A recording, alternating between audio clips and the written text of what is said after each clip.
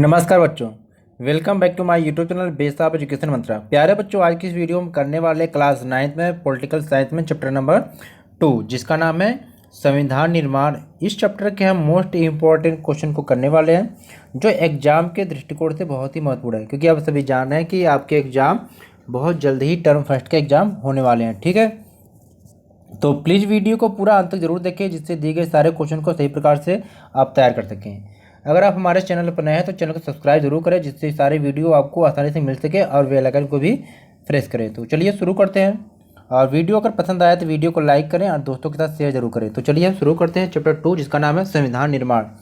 तो आप सभी जानते हैं कि आपके जो क्वेश्चन में पहले 1 नंबर के क्वेश्चन यानी कि वेरी शॉर्ट क्वेश्चन यानी कि 3 नंबर वाले क्वेश्चन, और लॉन्ग क्वेश्चन यानी कि 5 नंबर वाले क्वेश्चन, दीर्घ उत्तरी क्वेश्चन आएंगे, और बाकी 5 नंबर के जो क्वेश्चन आएंगे वो मैप के आएंगे। ठीक है, मैप के लिए हमने ऑलरेडी वीडियो बना दिया है, उसको जरूर जाकर देख लें जिससे मैप के जो भी क्वेश्चन आएंगे 5 नंबर के आप उसको सही प्रकार से कर सकें। तो चलिए क्वेश्चन को शुरू करते हैं हम। पहला क्वेश्चन यहाँ पर दिया रखा है कि संविधान से आप क्या समझते हैं। तो सबसे पहले प्यारे बच्चों, जब चैप्टर का नाम ही संविधान निर्माण है तो आपको समझ लेना है कि संविधान का तात्पर्य क्या है, यानी संविधान किसे कहते हैं। क्योंकि जब भी कोई क्वेश्चन आता है संविधान से संबंधित तो आपको संविधान के बारे में भी बताना होगा।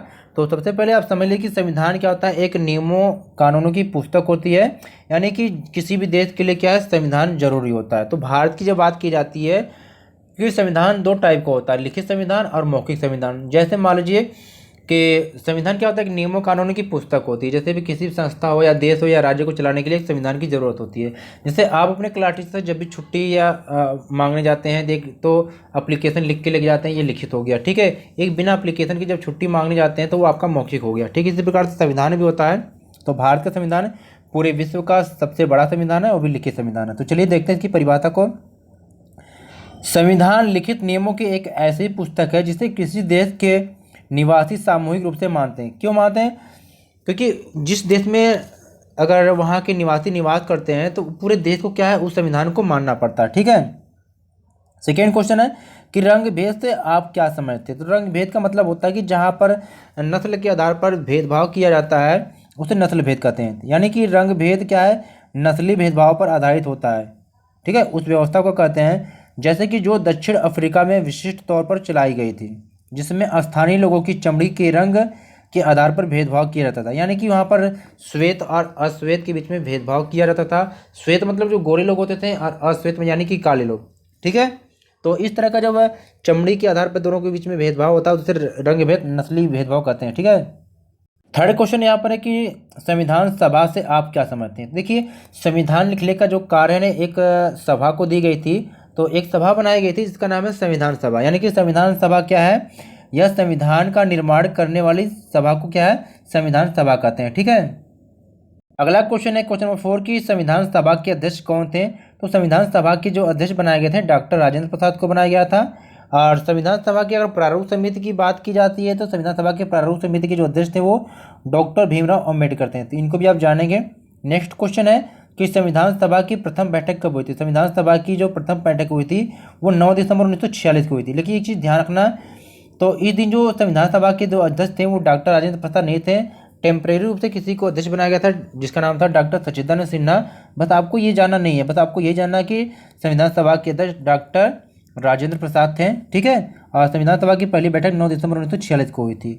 और अगला क्वेश्चन है कि भारत के संविधान को बनने में कितना समय लगा। तो ये एग्जाम में अक्सर बार पूछता है। ठीक है, तो आपको याद रखना है कि 2 वर्ष 11 महीना और 18 दिन का समय लगा भारत के संविधान को बनने में। ये भी क्वेश्चन अक्सर बार पूछा जाता है कि भारतीय संविधान कब बनकर तैयार हो गया। ठीक है, तो ये तैयार हुआ था 26 नवंबर 1949 को। और ये भी क्वेश्चन पूछा जाता है 9 नंबर क्वेश्चन की भारतीय संविधान कब लागू हुआ। तो ये 26 जनवरी 1950 को लागू हुआ था। तो ये भी आपको जानना चाहिए। नेक्स्ट क्वेश्चन है कि भारतीय संविधान लिखने वाली सभा में कुल कितने सदस्य थे। तो भारत का संविधान जो लिखने वाली सभा थी यानी कि संविधान सभा, उसमें 299 सदस्य थे। ये भी आपको पता होना चाहिए। 11 क्वेश्चन है कि प्रस्तावना का क्या अर्थ है, कि प्रस्तावना से आप क्या समझते हैं। तो क्वेश्चन का आंसर कि संविधान का वह पहला कथन जिसमें संविधान के बुनियादी मूल्यों और अवधारणाओं को स्पष्ट ढंग से कहा जाता है। जैसे कि अभी संविधान जब देखते हैं, यानी हर किताब में आपने देखा होगा कि आपको एक उद्देशिका या प्रस्तावना मिलती है, यानी कि उसमें क्या है कि वो सारे चीज़ लिखे रहते हैं, जो बुनियादी चीज़ होते हैं उसको बहुत अच्छे तरीके से उसमें क्या स्पष्ट रूप से लिखा गया है।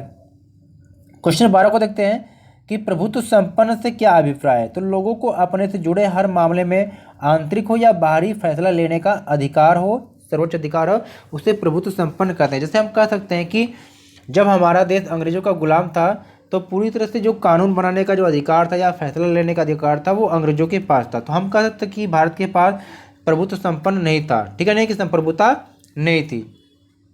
क्वेश्चन नंबर 13 है कि भारत को गणराज्य क्यों कहा जाता है। तो सबसे पहले यहाँ पर ये है कि गणराज्य का मतलब ये होता है कि जो भारत का प्रमुख नागरिक है, ठीक है, उसका चुनाव अगर जनता के द्वारा हो रहा है तो वो गणराज्य हो गया। क्योंकि ये क्या है, जैसे मान लीजिए भारत के राष्ट्रपति कह लीजिए या जो प्रधानमंत्री कह लीजिए या जो प्रमुख व्यक्ति हैं उनका क्या चुनाव होता है, वो वंश परंपरा के आधार पर नहीं होता कि एक व्यक्ति है उसके मरने के बाद उसका बेटा राजा बन जाता है या शासक बन जाता है, तो ऐसा कुछ नहीं है। तो भारत में क्या होता है कि भारत को गणराज्य इसलिए कहा जाता है क्योंकि शासन का जो प्रमुख है लोगों के द्वारा क्या चुना हुआ व्यक्ति होता है, ठीक है, वह किसी वंश या खानदान का नहीं होता है। क्वेश्चन नंबर 14 है कि भारतीय संविधान का जन्मदाता किसे कहा जाता है। तो भारतीय संविधान का जन्मदाता जो है डॉक्टर भीमराव अम्बेडकर को कहा जाता है। क्वेश्चन 15 है कि यंग इंडिया नामक पत्रिका किसने लिखी। तो 1931 ईस्वी में गांधी जी ने यंग इंडिया नामक पत्रिका को लिखी थी। अगले टाइप के क्वेश्चन है कि लघु उत्तरीय प्रश्न, यानी कि शॉर्ट क्वेश्चन है जो 3 अंक में अक्सर पूछे जाते हैं। तो सबसे पहले ये पूछा जाता है कि संविधान संशोधन से क्या तात्पर्य है। देखिए ऐसा कोई बात नहीं है कि संविधान एक बार बन गया है तो वो क्या उसमें चेंज ही नहीं होगा, समय और परिस्थितियों के अनुसार क्या संविधान में भी चेंज होता रहता है, ठीक है। तो संविधान संशोधन का मतलब यही है कि भाई देश के सर्वोच्च जो विधायी संस्था है, यानी कि कौन सा है, संसद है, ठीक है, द्वारा क्या है उस देश के संविधान में किए जाने वाले बदलाव को क्या है संविधान संशोधन कहते हैं। सबसे पहले आपको यही पता होना चाहिए कि संविधान संशोधन का मतलब कि संविधान में बदलाव, ठीक है। क्वेश्चन नंबर 2 है कि भारतीय संविधान निर्माण की प्रमुख चुनौती बताइए, यानी कि जब भारत का संविधान बनाया जा रहा था उसके सामने कौन कौन से ऐसी चुनौतियाँ या चैलेंज थे उसको आपको देखना है। तो चलिए देखते हैं। पहला था कि देश की एकता एवं अखंडता है। देखिए संविधान बनाने का तात्पर्य सबसे बड़ी चुनौती ये थी कि देश की एकता और अखंडता, क्योंकि भारत में क्या है अलग अलग जाति के धर्म के लोग रहते हैं, तो इसलिए क्या है कोशिश ये किया जाता था कि ऐसा संविधान बनाया जाए जिससे क्या देश की एकता बनी रही और ये अखंडता यानी कि ये कई खंडों में बंटने न पाए, यानी कि संविधान ऐसा बनाया जाए जिससे सभी वर्गों को क्या है शामिल इसमें किया जाए या सभी वर्गों के हितों को ध्यान में रखा जाए, ठीक है। सेकेंड इसमें पॉइंट है कि धार्मिक विविधता, यानी कि ऐसा संविधान बनाया जाए कि क्या किसी की धर्म को या किसी भी धार्मिक व्यक्ति को ठेस न पहुँचे।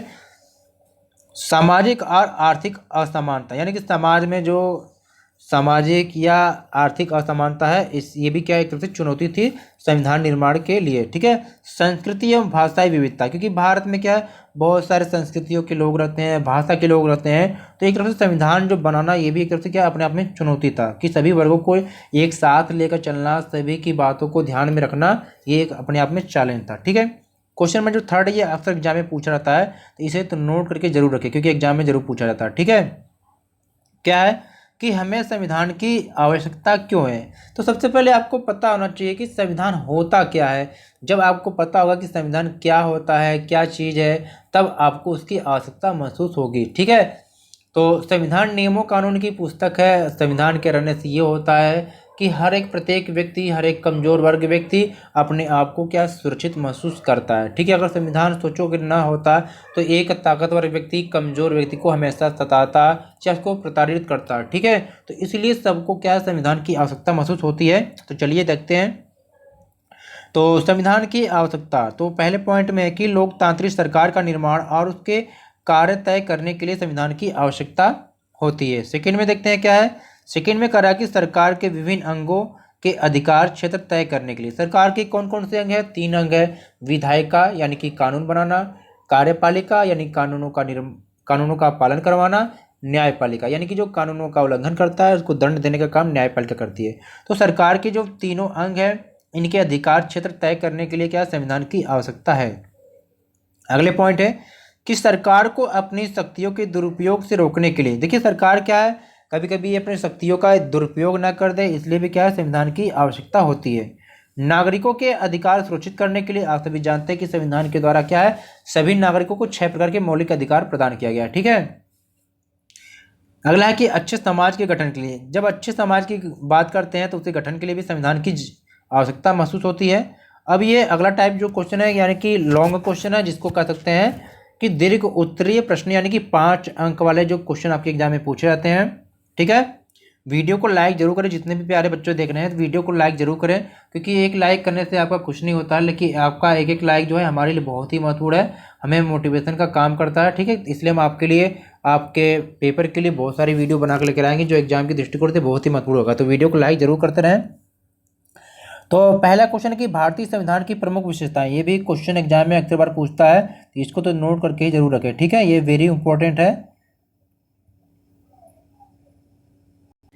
पहला पॉइंट इसमें है कि भारतीय संविधान की जो प्रमुख विशेषताएं हैं, इसमें पहला क्या है, संघीय सरकार। अब संघीय सरकार का मतलब होता क्या है कि जहां पर दो से अधिक स्तरों वाली जो सरकार होती है उसे हम क्या संघीय सरकार के नाम से जानते हैं। जैसे कि ये पहला क्या है, पूरे भारत के लिए एक सरकार होती है जो केंद्र सरकार होती है, फिर एक अलग अलग स्टेट की सरकार होती है जिसे राज्य सरकार बोलते हैं। ठीक है। एक तीसरे स्तर की सरकार होती है जो स्थानीय स्वशासन बोलते हैं, जहाँ पर गांव की शासन व्यवस्था या जिला की शासन व्यवस्था होती है, जिससे एमसीडी हो गया। ठीक है। नगर पालिका या महानगर पालिका। दूसरे नंबर पॉइंट पे है संसदात्मक सरकार। ये क्या होता है बच्चों, इसका मतलब ये होता है कि सरकार के जो सभी स्तरों पर जो चुनाव होता है या प्रतिनिधियों का चुनाव होता है, चाहे आप संसद की बात करी जाए या विधायक की बात की जाए, तो इन सभी का जो चुनाव होता है ये जनता के द्वारा ही किया जाता है। ठीक है। तो इसे संसदात्मक सरकार कहते हैं। तीसरा क्या है कि प्रभुत्व संपन्न लोकतंत्रात्मक गणराज्य। तो ये क्या होता है, प्रभुत्व संपन्न लोकतंत्रात्मक गणराज्य का मतलब ये होता है कि जैसे मान लीजिए कि चाहे आंतरिक मामले हो या बाहरी मामले हो, तो उसका जो निर्णय लेने का अधिकार कौन सा होता है, भारत के लोगों को, यानी कि यहाँ के जो पदाधिकारी होते हैं इनके हाथ में होता है। लोकतांत्रिक गणराज्य का मतलब यहाँ पर ये होता है कि जो भारत के यानी कि शासन का जो प्रमुख व्यक्ति है यह जनता के द्वारा ही क्या है चुना जाता है, यानी यहाँ पर कोई वंश परंपरा के आधार पर कोई क्या है शासन नहीं करता है। ठीक है। यानी यहाँ का जो प्रमुख है वो क्या है जनता के द्वारा ही चुना ही जाता है। ठीक है। पंथ निरपेक्ष का मतलब ये होता है कि भारत जो है, भारत का कोई स्पेशल धर्म नहीं है, यानी कि भारत की नज़र में क्या है सभी धर्म एक समान है। ठीक है। यानी हम कह सकते हैं कि भाई किसी भी धर्म को सरकार क्या है बढ़ावा नहीं देती है, सरकार की नज़र में क्या सभी धर्म एक समान है। ठीक है। अगला क्वेश्चन है या पॉइंट यहाँ पर है कि स्वतंत्र और निष्पक्ष न्यायपालिका, यानी कि इस भारतीय संविधान की विशेषता है कि यहाँ पर क्या एक स्वतंत्र या निष्पक्ष न्यायपालिका की व्यवस्था की गई है। यह किसी के बहकावे में या किसी के पक्ष में ये न्याय नहीं देती है, सबूत और गवाहों के आधार पर क्या ये स्वतंत्र रूप से निर्णय करती है। ठीक है। अगली विशेषता यहाँ पर है कि मूल अधिकार, यानी कि देखिए भारत के नागरिकों को, यानी कि भारत में रहने वाले जितने भी सभी नागरिक हैं सबको क्या है संविधान के द्वारा मूल अधिकार दिए गए, जिसमें क्या है समानता का अधिकार है, स्वतंत्रता का अधिकार है, शोषण के विरुद्ध अधिकार है, धार्मिक स्वतंत्रता का अधिकार है, सांस्कृतिक और शैक्षणिक अधिकार है, और संवैधानिक उपचारों का अधिकार। यानी 6 प्रकार के मौलिक अधिकार प्रदान किया गया है, जिसको क्या कहा जाता है, भारतीय संविधान की अंतरात्मा भी कहा जाता है। ठीक है। आगे देखते हैं राज्य के नीति निर्देशक तत्व। अब ये क्या होते हैं, राज्य के नीति निर्देशक तत्व कुछ ऐसे होते हैं, दिशा निर्देश देते हैं कि सरकार को क्या काम करना चाहिए। ठीक है। तो कुछ इस प्रकार से हमने संविधान की विशेषता को देखा है। चलिए अगले क्वेश्चन को देखते हैं। क्वेश्चन नंबर 2 है। देखिए ये क्वेश्चन कई रूपों में पूछा जा सकता है, लेकिन इसका आंसर जो होगा आपको सब में एक ही लिखना है। ठीक है। क्वेश्चन को समझ लेते हैं। अगर मान लीजिए क्वेश्चन आपसे पूछ जाए कि भारतीय संविधान को दिशा देने वाले शब्द पंथ निरपेक्ष गणराज्य, लोकतंत्रात्मक, बंधुता और समता का अर्थ आपको बताना है। ठीक है। तो इन सब का चाहे एक क्वेश्चन पूछ दे या आपको क्वेश्चन इस प्रकार से पूछ दे कि भारतीय संविधान का प्रमुख दर्शन क्या है। ठीक है। या इसके अलावा ये क्वेश्चन पूछ दे कि भारतीय संविधान का आधारभूत मूल्य क्या है। ठीक है। तो चाहे क्वेश्चन आपको ये पूछ दे ये वाला, ठीक है, या ये क्वेश्चन आपसे पूछे या तीसरा पूछे, तीनों का आंसर एक ही होगा। तो चलिए देख लेते हैं। तो भारतीय संविधान को दिशा देने वाला जो शब्द है, यानी आपको क्या करना है कि पंथ निरपेक्ष का अर्थ क्या है, गणराज्य का, लोकतंत्रात्मक, समता और बंधुता, इन सब का अर्थ आपको जानना जरूरी है। ठीक है। तो अभी हम देख रहे हैं कि पंथ निरपेक्ष के बारे में अभी हमने देखा था, यानी कि नागरिकों को किसी भी धर्म को मानने की पूरी स्वतंत्रता है, लेकिन कोई धर्म आधिकारिक नहीं, यानी कि सरकार की नज़र में कोई भी एक विशेष उसका कोई धर्म नहीं है। ठीक है। आप जानते हैं जैसे भारत देश है, तो भारत देश का कोई स्पेशल धर्म नहीं है, और कोई भी व्यक्ति क्या है किसी भी धर्म को मानने के लिए पूर्ण रूप से स्वतंत्र है, सरकार बाध्य नहीं कर सकती। ठीक है। सेकेंड है गणराज्य। गणराज्य का अर्थ क्या होता है कि शासन का प्रमुख जो होता है व्यक्ति या लोगों द्वारा चुना जाता है, ठीक है। थर्ड है लोकतंत्रात्मक। अब ये क्या होता है, सरकार का एक ऐसा स्वरूप होता है जिसमें लोगों को समान राजनीतिक अधिकार प्राप्त होता है। यानी कि लोकतंत्र में क्या होता है, सभी व्यक्तियों को क्या समान रूप से किसी भी व्यक्ति को चुनने के लिए अधिकार मिला होता है, ठीक है। समता क्या होता है कि कानून के नज़र में यानी कि कानून के समक्ष क्या सभी व्यक्ति क्या समान यानी कि बराबर है, ठीक है। अगला है बंधुता। बंधुता का मतलब क्या होता है, जैसे कि आप सभी जानते हैं कि हम अपने परिवार के सदस्यों से जैसा व्यवहार करते हैं, अपने भाई से एक जैसा प्रेम का व्यवहार करते हैं, वैसे सभी नागरिकों के साथ करना चाहिए, ठीक है। यानी हम कह सकते हैं कि हम सब ऐसा आचरण करें जैसा कि एक परिवार के सदस्य हो, यानी कि हम एक दूसरे व्यक्ति से भी वैसा ही व्यवहार करें जैसे लगे कि वो हमारे परिवार का ही एक हिस्सा है, ठीक है। यानी कोई भी नागरिक किसी दूसरे व्यक्ति को अपने से कमतर ना समझे, यानी कि आप आपस में एक भाई की तरह या एक परिवार की तरह रहेंगे, ठीक है। तो उम्मीद करते हैं कि आपको ये वीडियो पसंद आई होगी, सभी चीज़ समझ में आ गया होगा। तो thanks for watching my YouTube channel base of education Mantra. Video को लाइक करें, ज़्यादा से ज़्यादा शेयर करें, क्योंकि आपका एक लाइक हमारे लिए बहुत कीमती है। तो प्लीज़ लाइक ज़रूर करें, ठीक है। और वीडियो को अपने दोस्तों से के साथ या आपके जो भी व्हाट्सएप ग्रुप है इसमें शेयर ज़रूर करें, जिससे वीडियो बनाने का हमें लाभ मिल सके। अगर आप इस सारे चैप्टर की वीडियो चाहते हैं या नोट्स देखना चाहते हैं तो आप हमारे चैनल पर विजिट करें, प्लेलिस्ट से जाके इस चैप्टर की एक्सप्लेनेशन वीडियो को जरूर देख लें। और अगर आप पीडीएफ चाहते हैं तो हमारा टेलीग्राम ग्रुप को जरूर ज्वाइन करें, वहाँ पर बहुत सारी पीडीएफ या नोट्स है यहाँ पर है जो एग्जाम के लिए बहुत ही महत्वपूर्ण है। और हमारे चैनल को सब्सक्राइब जरूर करें, ठीक है। और इंस्टाग्राम पर भी हमें फॉलो कर सकते हैं। उम्मीद करते हैं कि वीडियो आपको पसंद आई होगी। कमेंट करके ज़रूर बताएं कि आपको ये वीडियो कैसी लगी और नेक्स्ट वीडियो आप किस टॉपिक पे चाहते हैं। तो चलिए प्यारे बच्चों, फिर मिलते हैं नई वीडियो के साथ, तब तक नमस्कार।